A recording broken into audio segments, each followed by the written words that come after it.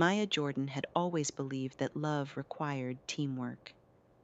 At 34, she'd carved out a steady life in Fort Greene as a freelance graphic designer, earning about $4,200 a month. Never rich, never broke, but always stable. Her boyfriend, Lucas, moved into the relationship with charm, a guitar he barely played, and an inherited Brooklyn brownstone he treated like a royal palace. At first, the arrangement worked. Lucas paid the $1,800 monthly rent, technically owed to his aunt who owned the place. And Maya covered groceries, utilities, weekend dates, and every tiny thing in between. She thought that was partnership. But everything changed the night Lucas returned home from his bartending shift, smelling like craft beer and ego. "You know what's crazy?" he said, tossing his apron on the couch she bought. "My friends think you're kinda mooching." Maya froze. "Mooching? Lucas, I pay everything else." He waved her off. "Yeah, but I pay the rent. So from now on, let's go 50-50 on everything. Split or nothing." The words hit her harder than she expected. But she didn't argue. She just smiled. And something inside her clicked, as quietly as a door being locked. The next morning, Operation Break-Even began. First, she took the Con Ed bill and divided it by room.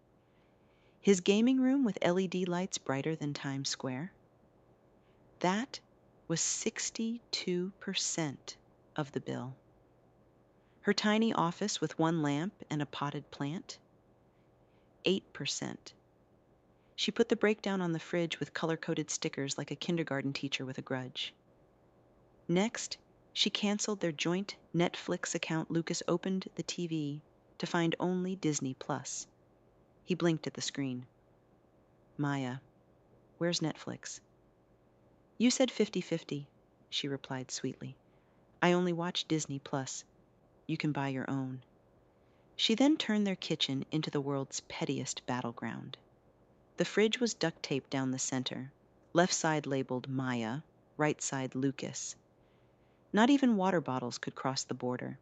Her homemade cold brew, seasoned with cinnamon and self-respect, was suddenly $7 a jar.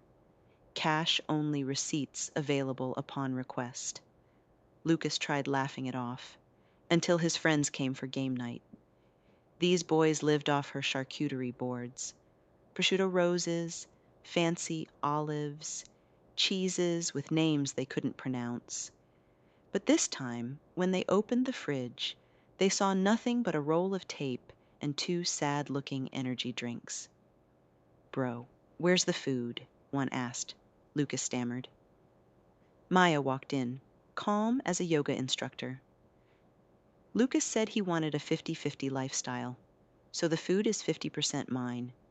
The other 50% doesn't exist." The room went silent, but the real climax didn't come until 2 weeks later. Lucas finally exploded. "This is ridiculous! You're being petty, Maya." She looked him straight in the eye. "Petty? Lucas, you want 50-50 after I've been quietly funding your side hustle bar pop-ups for 2 years.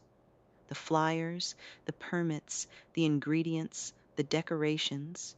You never paid a single dollar back." He froze.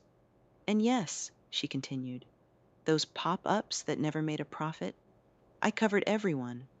Because I believed in you."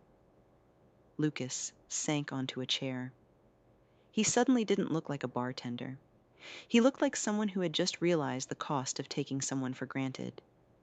The next morning, Maya packed her plants, her laptop, and her peace.